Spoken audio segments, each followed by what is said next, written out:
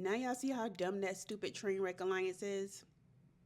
Good morning, good afternoon, good evening. How y'all doing? All right, let's get into episode 6 of season 38 of The Amazing Race. This was a rainy episode. It looked really cold, really rainy.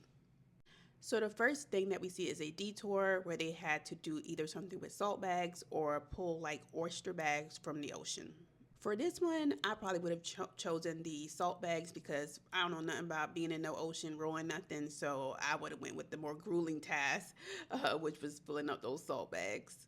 Now, the roadblock that we see this episode involves them remembering facts, which for me would have been difficult because of just perimenopausal stuff and then just not remembering and then being under those such intense circumstances. But I could see how some people would have said that this was a very easy task. I get that.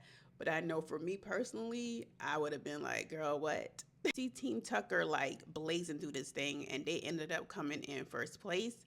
And something I did notice is that I feel like Tucker and Edmund from Love is Blind, they have similar mannerisms. Did anybody else pick that up? Like their the way they express themselves in such a just dramatic fashion, it's very similar. Something else I also noticed in this episode, I think that Chelsea's dad is kind of holding her back from being her full self, not just because he's older, but I think just because of the way that she was raised. I feel like she should have chosen a different partner. I get like she wants to run the race with her dad, right? I get that. But yeah, for some reason, like, why is it taking him so long to ask for directions? I felt like if she had a different partner, then she would have spoken up by now and said, hey, we need to stop and ask for some freaking directions. Then we see the breakdown of the stupid alliance between Joseph and the other ladies. Like, you can't wait for people and do all of this stuff. It's only, what, 8 people at this point left in the race? This is dumb. Child, we see Izzy having a tantrum. I ain't gonna go in on Izzy this episode, but Izzy girl.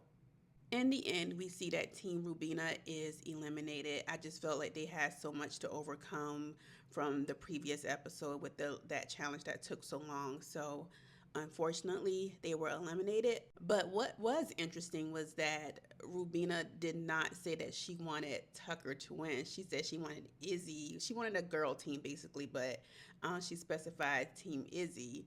So I thought that was interesting. And from what